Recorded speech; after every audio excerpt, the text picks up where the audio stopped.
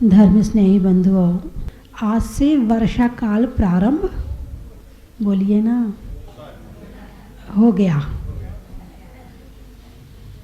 जहाँ जहाँ चातुर्मास का योग संयोग बना, साधु उन स्थानों पर पहुँच गए। स्थापना किसी की आज होगी, किसी की कल होगी, किसी की परसों होगी, लेकिन शुरू तो हो गया आज से। संकल्पित तो हो गया कि भाई हाँ, मन बना लिया, मन से संकल्पित हो गए। कलश तो बात की चीज़ है। चतुर्थ काल के चतुर्मास में और पंचम काल के चतुर्मास में अंतर है। चतुर्थ काल के चतुर्मास चातुर्मासिक क्रिया करी, पेड़ के नीचे बैठे, और बहुत से साधु ऐसे भी होते थे कि 4 महीने का संकल्प ले लिया, तब तक हम यहीं खड़े रहेंगे या यहीं बैठे रहेंगे, और एक ही जगह बैठे, ध्यान में बैठे, चतुर्मास हो जाता था। उनकी शक्ति इतनी ज़्यादा होती थी कि उन्हें वहाँ से हिलने डुलने की या आहार के लिए जाने की ज़रूरत नहीं पड़ती थी। बहुत से साधु होते थे जो चातुर्मास के में आहार के लिए भी जाते थे। भगवती आराधना ग्रंथ पढ़ा तो उसमें वसती का यानी जैसे आज की धर्मशाला है, तो धर्मशाला तो आप और उपयोग में ले लेते हो, लेकिन उसमें वसतिका का मतलब है केवल साधु के लिए जो बनाई जाती थी। श्रावक गांव वाले मिलकर के जो साधु के लिए वसतिका बनाते थे, और वहाँ फिर साधु रहते थे। विहार करते थे, दूसरे साधु आ जाते थे, फिर विहार करते थे, दूसरे साधु आ जाते थे, लेकिन हर गांव में एक वसतिका जरूर होती थी। उसमें लिखा हुआ है वसतिका ऐसी हो जहाँ उजाला हो, जहाँ पर जीव दिख सके, चलने फिरने में पता चले कि यहाँ जीव है, तो उनसे उनको बचा कर चल सकें। ऐसा कमरा होना चाहिए, कमरा शब्द तो नहीं, ऐसा स्थान होना चाहिए जहाँ अधिक जीवोत्पत्ति ना होती हो। इस तरह उसमें सारी व्यवस्था और वर्णन लिखा है वसतिका का। तो इसका मतलब ये है कि जैसे जैसे धीरे धीरे जैसे संघनन कम हुआ, वैसे वैसे करके आवास में प्रवास होना शुरू हो गया था। जैसे चतुर्थ काल में गुफाओं में रहते थे, आपने सुना होगा, और गुफाएं मैंने देखी हैं भुवनेश्वर में जाकर के। वहाँ पर एक छोटा सा पहाड़ है, उस पहाड़ में उस समय के राजा कलिंग, उसने साधुओं के लिए, पता नहीं हजारों साधु थे, 2000 3000 कितने साधु थे, उनके लिए वसतिका बनवाई थी। यानी पहाड़ों में जैसे एक इतना बड़ा पहाड़, एक साथ एक पत्थर, अब उसको काट करके उसको अंदर उस तरह बनवाया। वहाँ बैठने का भी स्थान है, लेटने का भी स्थान है। वो फिर एक ही बड़े पत्थर में 2 मंजिल जाने का रास्ता, फिर बाहर आंगन में वहाँ पर बीच में एक बड़ा पत्थर रखा है जिसमें आचार्य बैठते होंगे, फिर 1-2-3 छोटे पत्थर रखे हैं कि उपाध्याय आदि बैठते होंगे, फिर पूरा आंगन है जहाँ सारे साधु बैठते होंगे। बहुत अच्छा लगा। और वहाँ गुफा के अंदर जब गई मैं वहाँ पर, तो वहाँ बैठकर आंख बंद करके बैठी गई। ऐसा लगा कि जो मुनिराजों ने वहाँ पर ध्यान किया था, उसके परमाणु आज भी वहाँ पर है। और वहाँ बैठने के बाद अपने आप ऐसा लगता बस ध्यान करने लगो, आंख बंद करो और उस शांति का अनुभव करो, वो किरणें लो जो वो छोड़ के गए हैं ध्यान की, जो साधुगणों ने वहाँ पर तपस्या करी है। उन गुफाओं को देखकर वो समय याद आता है कि जरूर साधु ऐसे होंगे, ऐसे होंगे, ऐसे होंगे। आज वो सारा पहाड़ जो है सरकार के अंडर है, और लोग हजारों लाखों लोग उसे देखने जाते हैं, टिकट लगती है वहाँ पर, लेकिन समझ में सबकी नहीं आता। अरे क्या है, गुफाएं हैं, ठीक है, सबको समझ में नहीं आता होगा कि ये है क्या। वो ही समझ सकता है जो पुराने समय में चला जाएगा। और पुराने समय में जाके कल्पना करेगा कि जब वो साधु यहाँ रहते होंगे तो कैसा लगता होगा, सारे साधु एक साथ बैठकर जब वहाँ सामायिक करते होंगे तो कैसा लगता होगा, बारिश होती होगी तो कैसा लगता होगा, ठंड पड़ती होगी तो उन गुफाओं में कितनी ठंड लगती होगी, गर्मी होती होगी तो उसमें कैसी ठंडक रहती होगी। सारे एक बार सारा चित्र स्मरण करो कि वहाँ पर किस तरह से साधु निवास गुफाओं में करते होंगे, क्योंकि पहले ना तो चटाई ना घास कुछ भी नहीं लेते थे, केवल गुफाओं में रहते थे। तो उन गुफाओं में भी व्यवस्था उस जिन राजा ने, राजा कलिंग ने जो गुफाएं बनवाई हैं, गजब की गुफाएं हैं। आज भी बनती, धर्मशालाएं बनती हैं, संत निवास बनते हैं, आज भी बन रहे हैं। और पहले के समय में तो राजा और महाराजा व्यवस्था करते थे साधुओं की व्यवस्था की। जब वो यहाँ नहीं रहते हैं शहर में तो उनकी व्यवस्था जंगल में ही हो जाती थी। और तो और जैसे बड़े बड़े वृक्ष होते थे पहले, जैसे कि इस समय के मनुष्य सीख से पतले, है ना, कमज़ोर, हो सकता ठिकने भी हों, कुछ लंबे भी हों, ऐसे ही पेड़ हो रहे हैं, पतले से पेड़, कमज़ोर से पेड़, तूफान में गिर जाएं, पेड़ भी ऐसे ही हो रहे, क्योंकि इस समय सब चीज़ घट रही है। ऊंचाई, बल, सोचने की शक्ति, चंचलता बढ़ रही है, स्थिरता घट रही है। तो पहले बहुत मोटे मोटे, बहुत ऊंचे ऊंचे पेड़ होते थे, यानी 10-10 फीट मोटे होते थे, 10-10 फीट। और उन पेड़ों में अपने आप ही बीच में एक खोल जैसा बन जाता था, उसको कोटर बोलते थे शायद, कोटर वृक्ष में। और 10 फीट के पेड़ में 5-7 फीट का एक पूरा स्थान ऐसा होता था जैसे कमरा हो। तो वहाँ भी मुनिराज रहते थे। जो आचार्य कुंद के द्वारा शास्त्र पिछले जन्म में जो भेंट किया गया था, वो शास्त्र जो है उसी वृक्ष की कोटर में मिला था। सारा जंगल जल गया था मगर वो पेड़ नहीं जला था, क्योंकि उस पेड़ की रक्षा देवता कर रहे थे। देवता रक्षा क्यों कर रहे थे? क्योंकि उस पेड़ की कोटर में शास्त्र रखा हुआ था। किसी मुनिराज ने पढ़ा होगा, अब साथ में लेट के तो जाते नहीं थे, अपने पीछे कमंडल उठाए और चल दिए, वो शास्त्र वहीं छूट गया। और वो ग्वाला जो था वो जंगल में गया था, उसने देखा सारे पेड़ जल गए, ये क्यों नहीं जला है, इसमें कौन सा चमत्कार है। जब उसने वृक्ष की कोटर में अंदर जाके देखा तो उसे शास्त्र मिला। कोटर में इतने अच्छे अच्छे काम होते थे वृक्ष की कोटर में। तो इस तरह से वो शास्त्र फिर उन्होंने किसी साधु को भेंट किया। वो शास्त्र दान के प्रभाव से वो जो ग्वाला था वो आचार्य कुंद स्वामी बने।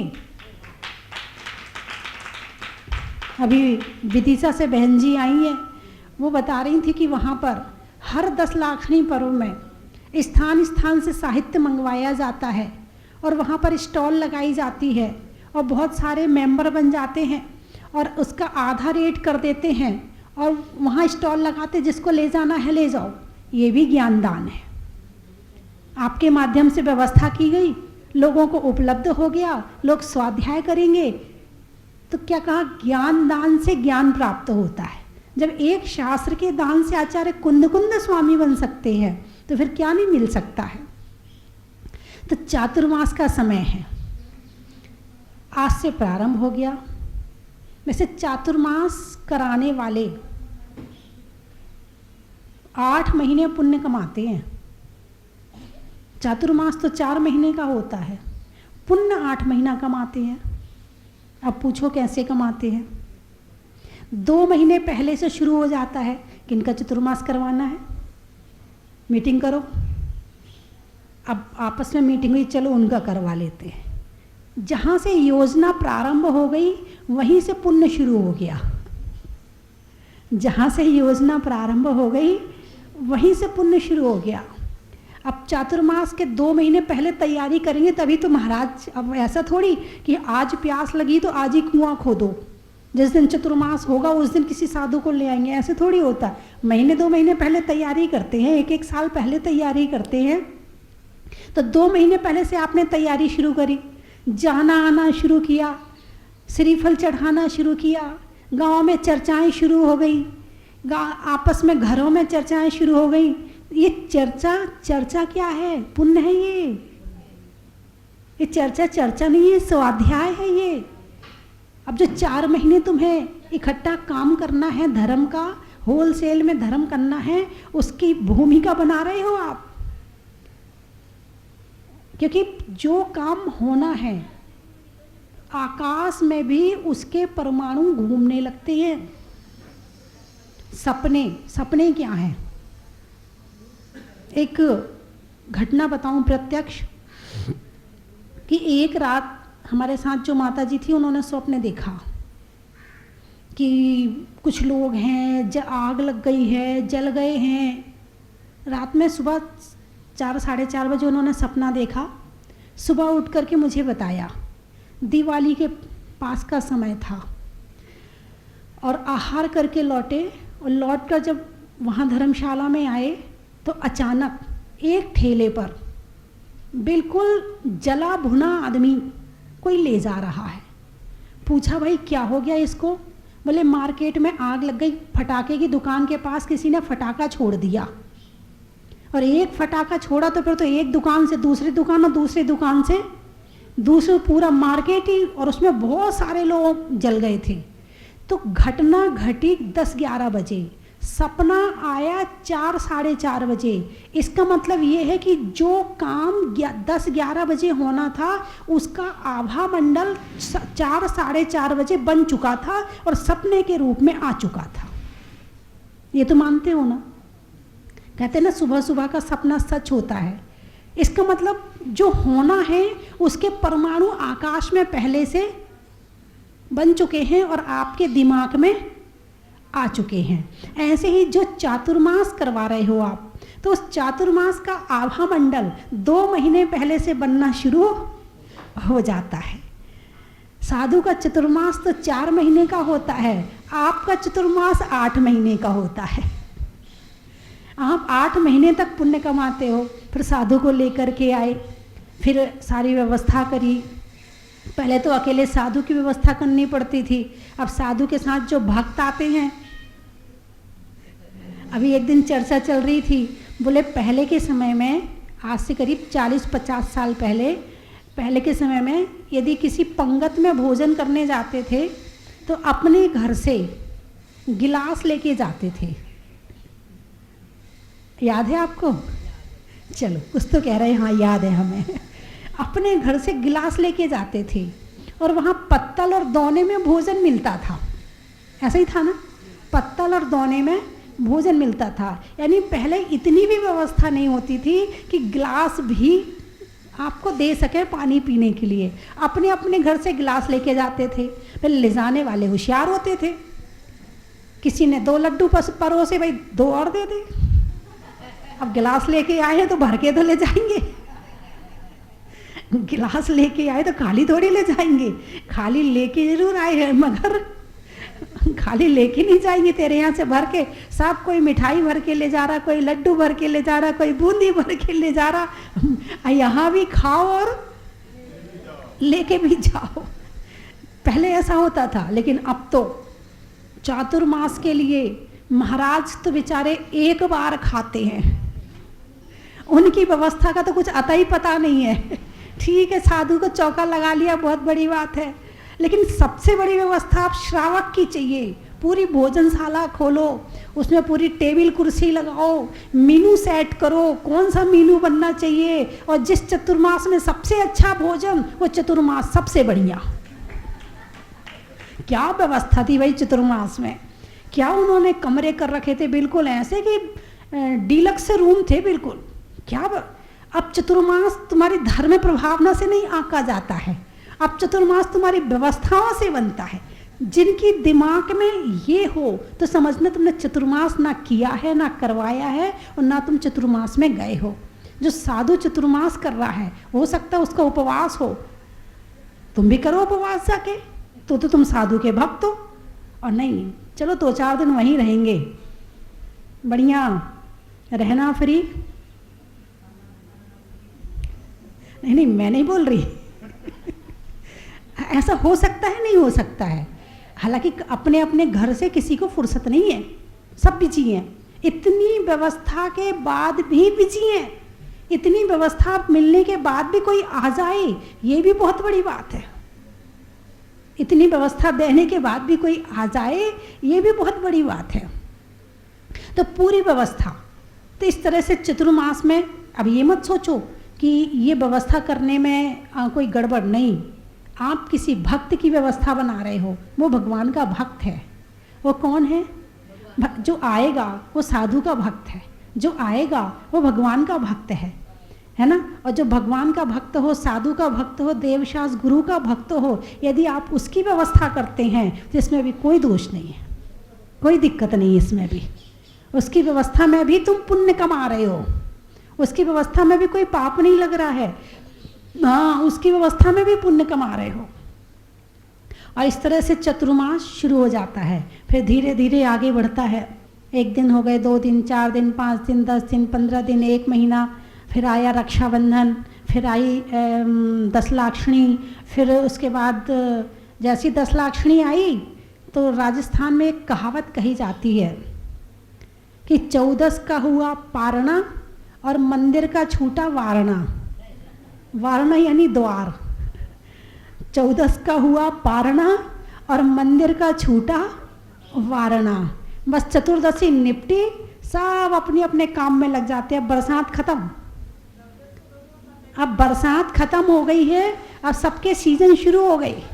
कभी दिवाली आ गई, कभी दशहरा आ गया, कभी कुछ हो गया, कभी कुछ हो गया, और अपने शुरू हो जाते हैं।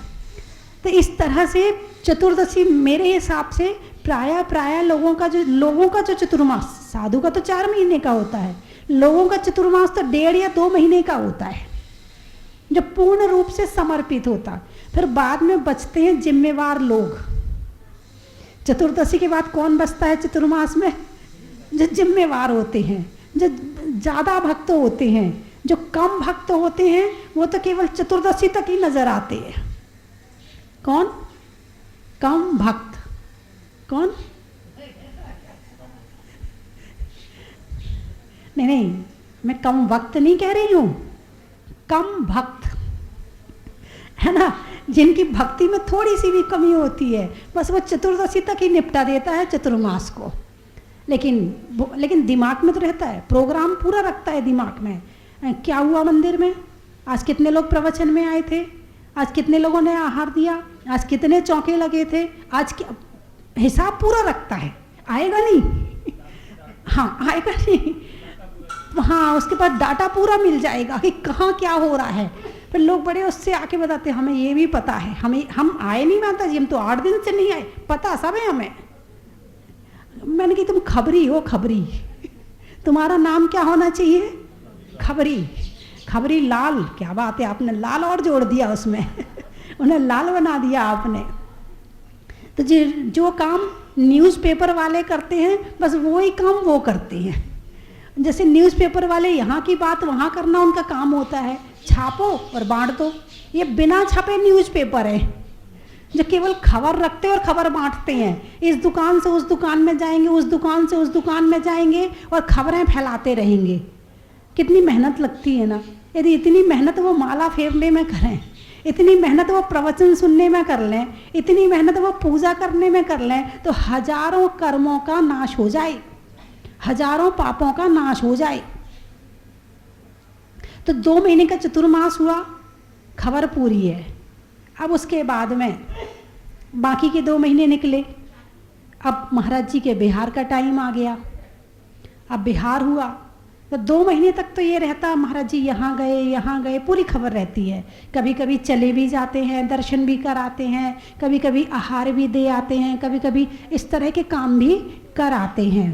तो इस तरह से 2 महीने पहले, 2 महीने बाद के और बीच के 4 महीने। तो चतुर्मास में श्रावक 8 महीने पुण्य कमाता है।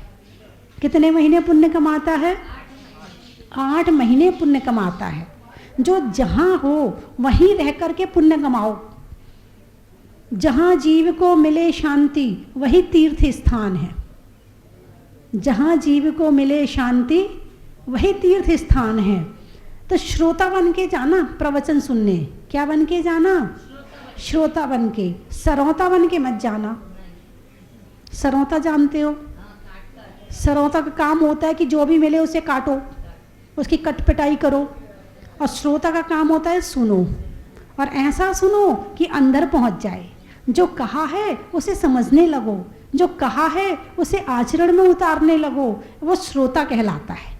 जैसे सुनना आता है, अकेले कान मिलने से सुनना नहीं आता है। ये मत सोचो कि कान मिल गए तो सुनना आ गया, नहीं।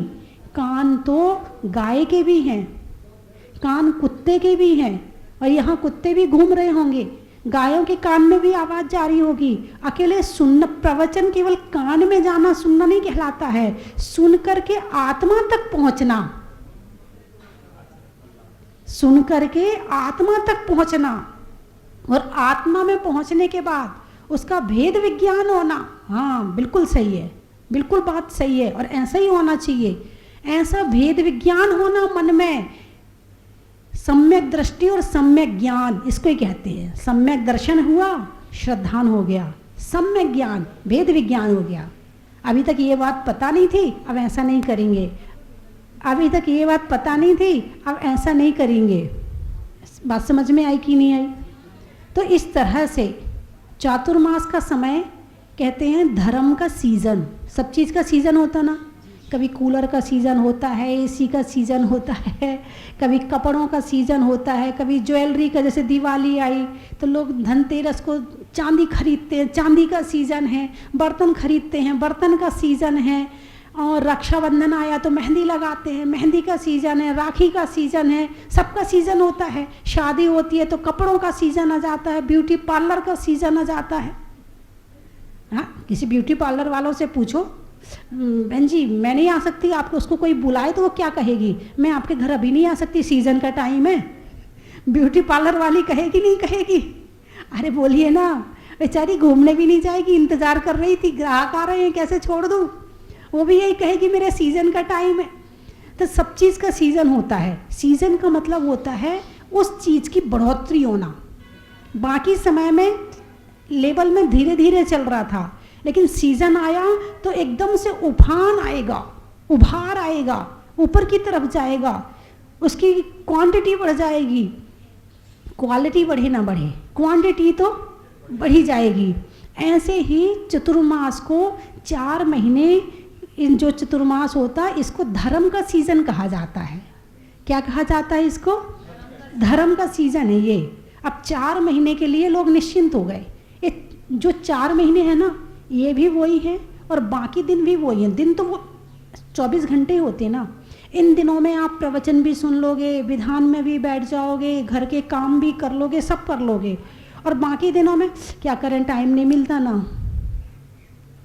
दिन वही है, 24 घंटे वही। चौका भी लगा लोगे, आहार दे भी दोगे, दूसरे के यहाँ भी दे आओगे, घर वालों को भी खाना बना के खिला दोगे, सब कर लोगे।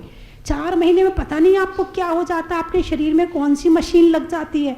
और बाकी दिनों में कोई कुछ कहे, क्या करें, टाइम नहीं मिलता है, बिल्कुल फुर्सत नहीं मिलती। आजकल तो बिल्कुल फ्री नहीं है। और चतुर्मास में ऐसे भाव उमड़ते हैं, ऐसे भाव उमड़ते हैं, शरीर की शक्ति काम नहीं करती है, भावों की शक्ति काम कर सकती है। कौन काम करती है? भावों की शक्ति काम करती है। चातुर्मास के समय में ऐसे भाव हो जाते हैं कि ये भी कर लूँ, ये भी कर लूँ, उपवास भी कर लूँ, व्रत भी कर लूँ, विधान भी कर लूँ, स्वाध्याय भी कर लूँ, प्रवचन भी सुन लूँ, सामायिक भी कर लूँ, माला भी फेर लूँ। ऐसा लगता है सब कुछ कर लूँ। ऐसा महसूस करते कि नहीं करते जब चतुर्मास होता है? तो एक साधु, 1 है, 2 हैं, 3 हैं, और पूरे गांव में परिवर्तन हो जाता है। पूरे गांव में परिवर्तन हो जाता है। इसका मतलब एक जीव में इतनी ताकत है कि पूरे गांव को पलट दे। है कि नहीं ताकत? तो आपके अंदर भी ताकत है कि नहीं? आपके अंदर भी वही ताकत है। वो कोई अलग से थोड़ी आए हैं कि आकाश से उतर के थोड़ी आए हैं, आपके बीच से ही, आपके परिवार में से निकल के आए हैं। जब उनके अंदर वो ताकत है तो क्या आपके अंदर नहीं हो सकती? अरे बोलिए ना, हो सकती है। यदि घर में एक धर्मात्मा हो जाए तो पूरे घर में कुछ कुछ होने लगता है। अरे मेरा 15 साल का लड़का है, इसने आलू छोड़ दिए, अब मम्मी 30 साल की होगी या 35 साल की हो, जितने की भी हो, अब बेटा ने आलू छोड़ दिया, प्याज छोड़ दिया, तो अब माँ का भी खाने का मन नहीं कर रहा है। भले अंदर से नहीं छोड़ पा रही है, लेकिन बेटा ने नहीं खाया है तो मैं भी नहीं खाऊंगी। परिवर्तन आया कि नहीं आया? दूसरे भाई बहन को, देख तेरे भाई ने आलू छोड़ दिए, तू क्यों खाता है? अब और परिवार के लोगों को भी छुड़वा दिए। अब घर में आलू बनने हो सकता बंद हो जाएं एक की वजह से, है ना। तो इसी तरह से घर में स्वाध्याय हो रहा हो, 2 जन बैठे हों, तो तीसरे भी कहेगा चल मैं भी बैठ जाता हूँ, तुम 2 पढ़ रहे हो हम भी बैठ जाते हैं, तो तीसरे के भी भाव बन गए, 3 बैठेंगे, क्योंकि भीड़ में ताकत है। अभी सड़क पे कहीं भीड़ लगी हो, तुम अंदर आ रहे हो, अंदर बाद में आओगे, ये भीड़ लगी क्यों है? भीड़ खींचती है, नोट नोट को खींचता है और भीड़ भीड़ को खींचती है। तो इसी तरह से जहाँ तुम 2-3 मिलकर के अच्छा काम करोगे ना, तो बाकी घर वाले जो है ना, वो अपने आप तुम्हारे पास आके बैठ जाएंगे, उन्हें कहने की ज़रूरत नहीं पड़ेगी। जैसे भक्तांबर है, एक घर में पति पत्नी दोनों बैठ कर के, मैंने नियम दिया था कि घर में बैठकर पति पत्नी दोनों भक्तांबर बोल बोल के पढ़ना और रोज़ पढ़ना। तो उनने पढ़ना शुरू कर दिया। तो जब वो पढ़ते थे तो उनकी 5-6 साल की, 6-7 साल की एक लड़की थी, वो भी आके बैठ जाती थी। जो लड़का था वो 3-4 साल का था, वो वहीं खेलता रहता और सुनता रहता। उसको सुनते सुनते उस 3-4 साल के बच्चे को 5-7 श्लोक याद हो गए। कैसे परिवर्तन आया? केवल दोनों ने पढ़ना शुरू किया था और बच्चों को अपने आप याद हो गया। लड़की को पूरा भक्तांबर याद हो गया, उसे हिंदी पढ़ना आती थी, और लड़के ने सुन सुन के 8-10 श्लोक याद कर लिए। तो ऐसे घर में भी यदि चाहो तो धर्म की प्रभावना, जैसे मान लो इतने साधु नहीं है कि जितने शहर हैं सब में चतुर्मास हो जाए, तो जहाँ चतुर्मास नहीं हो रहा है वहाँ के लोग 4 महीने अपने घर को चतुर्मास में परिवर्तित कर लें कि हम चलो हमारे यहाँ चतुर्मास नहीं है तो हम अपने घर में अब 4 महीने रोज भक्तांबर का पाठ करेंगे, 4 महीने हम अपने घर में बैठ के स्वाध्याय करेंगे, 4 महीने में से हम बहुत ज़रूरत होगी कहीं जाने की तो जाएंगे, नहीं तो हम कहीं नहीं जाएंगे। चतुर्मास में क्या होता है? यही तो होता है कि कहीं नहीं जाना। जाने से क्या हिंसा ज़्यादा होती है? इन दिनों में ज़्यादा भ्रमण करने से हिंसा ज़्यादा होती है, जीवोत्पत्ति ज़्यादा होती है। रास्ते में कितने लाट केचुआ और जब निकल के देखो कितने मरे हुए मिलते हैं, क्योंकि पानी जो है वो ज़मीन के अंदर जाता है, और जब पानी ज़मीन के अंदर जाता है तो जितने ज़मीन के अंदर रहने वाले जीव जंतु हैं वो बाहर निकलते हैं। तो उन्हें जहाँ सूखी जगह मिलती है वो वहाँ भागते हैं। वो भागते हैं सड़क पर, क्योंकि सड़क सूखी रहती है, और वो सड़क पे भागेंगे, वहाँ से निकलती हैं गाड़ियाँ, और जब गाड़ियाँ निकलती है तो उन जीव जंतुओं में इतना अभी जागृत नहीं हुआ ज्ञान कि हम भाग जाएं। कुत्ता बिल्ली में तो फिर भी वो भाग जाते हैं, मगर बहुत से जीव जंतु हैं जो नहीं भाग पाते हैं, मर जाते हैं। तो इसीलिए चातुर्मास में ज़्यादा घूमना फिरना नहीं चाहिए, क्योंकि भले तुम तीर्थ यात्रा पे जा रहे हो, लेकिन तीर्थ यात्रा में यदि हिंसा ज़्यादा हो रही है तो आपकी तीर्थ यात्रा भी पूर्ण रूप से सफल नहीं। इतने सारे जीव जंतुओं को मारते हुए आना, जब पता है तुम्हें ना पता हो तो बात अलग है, पता होने के बावजूद भी इस तरह से यदि तीर्थ यात्रा करी जाए तो मैं नहीं मानती कि वो सफल है। तो इस तरह से चतुर्मास में कुछ दिनों के लिए, 2 महीने के लिए गाड़ी का त्याग कर दो। मंदिर पास में है, पैदल चले जाएंगे। 1 किलोमीटर भी है तो भी यदि आपका रास्ता साफ हो शहर के अंदर तो बात अलग है, और नहीं तो सोचो कि चलो हम 1-2 महीने पैदल चले जाएंगे। बारिश आ जाती कभी कभी, तो बारिश में भी आपकी विपरीत परिस्थिति, छतरी लेके जाना पड़ेगा। अरे बोलो ना, छाता लेके जाओगे नहीं जाओगे? जाना पड़ेगा। मंदिर थोड़ी छोड़ दोगे भाई, गाड़ी छोड़ी है, मंदिर थोड़ी छोड़ा है, जाना जरूर जाना, छतरी लेके जाना पड़े जाएंगे जरूर।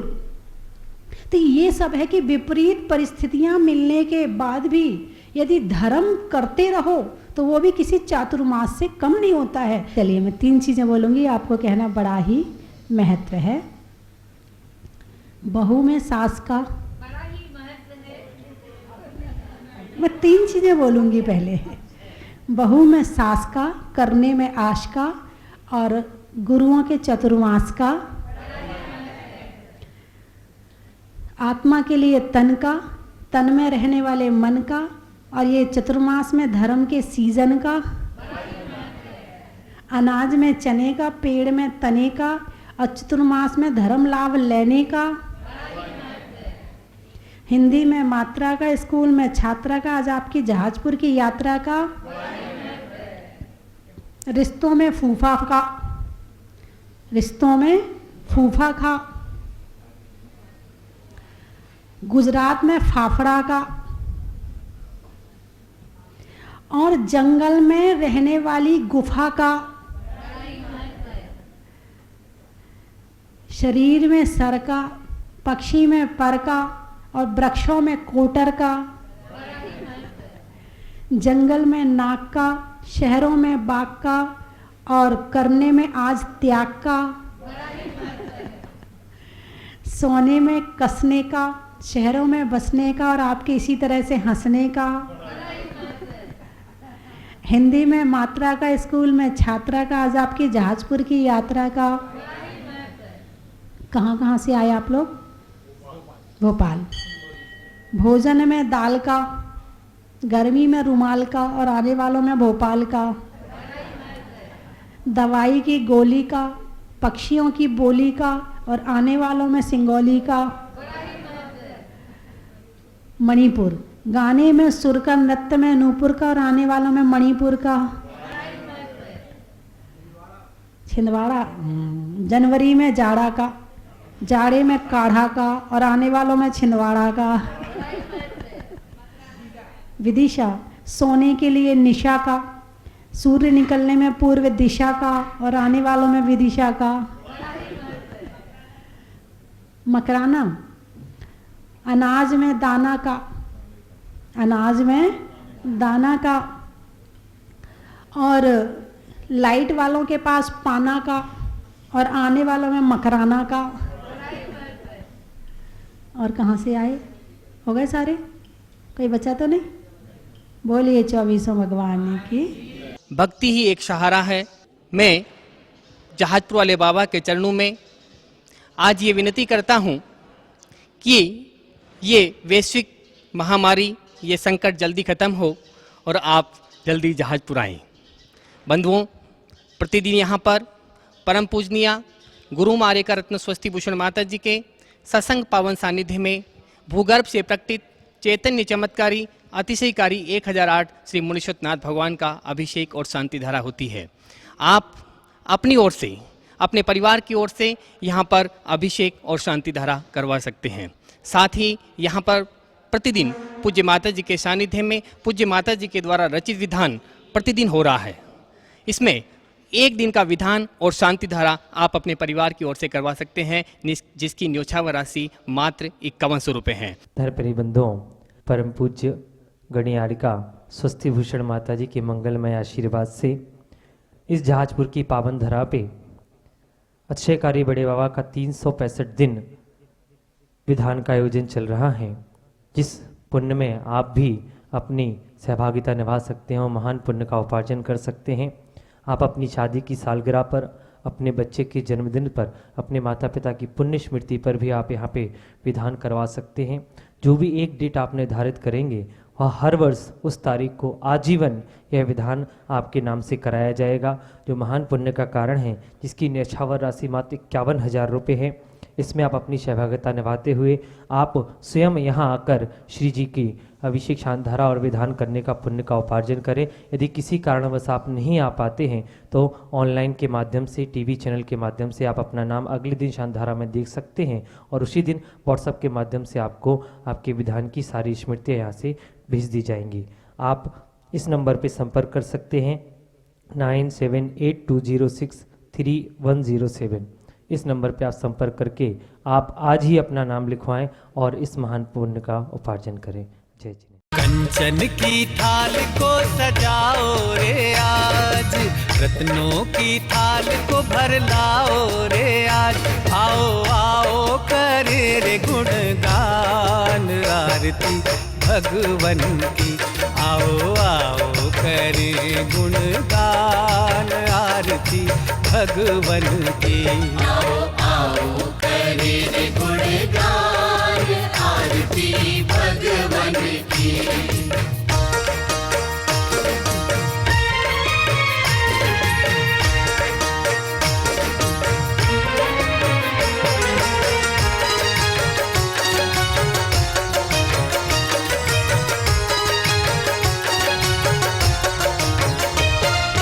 पिता सुमित्र के राज दुलारे, माँ पद्मा जी के नैनों के तारे।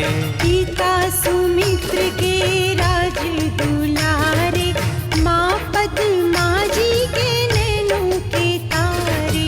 राजगृही में जन्म लियो आप, राजगृही में जन्म लियो आप। आओ आओ मनाए खुशी आज आरती भगवन की। आओ आओ करे रे गुणगान आरती भगवन की। आओ आओ करे रे गुणगान आरती भगवन की। परम विदुषी लेखिका काव्य रत्नाकर आरिका रत्न 105 श्री स्वस्ति भूषण माता जी की पावन प्रेरणा व सानिध्य में श्री मुनि सुव्रतनाथ दिगंबर जैन अतिशय क्षेत्र स्वस्ति धाम जहाजपुर राजस्थान में भूगर्भ से प्रकटित अतिशयकारी 1008 श्री मुनि सुव्रतनाथ भगवान की चरण छांव में, जिनके अभी तक स्वतः ही 4 बार रंग परिवर्तन, ललाट पर रेखाएं उभरना व विलुप्त होना, 4 महीने तक नाभि में स्पंदन, प्रशासन के उठाने के प्रयास पर प्रतिमा भारी व भक्तों के उठाने पर हल्की होना, भगवान का देवों द्वारा 2 घंटे तक अभिषेक व दाईं आंख से दिव्य ज्योति प्रकट होना, ऐसे अतिशय हो चुके हैं और हर रोज हजारों भक्त भगवान के दर्शन, अभिषेक, पूजा एवं विधान करके अतिशय पुण्य का लाभ ले रहे हैं। सहयोग राशि जमा कराने हेतु बैंक खाता विवरण निम्न प्रकार है। खाते का नाम श्री मुनि सुव्रतनाथ दिगंबर जैन अतिशय क्षेत्र स्वस्ति धाम जहाजपुर। बाहर से आने वाले समस्त भक्त गणों की पूर्ण व्यवस्था क्षेत्र द्वारा की जाएगी। अधिक जानकारी के लिए संपर्क करें 97820 63107 88246 20107।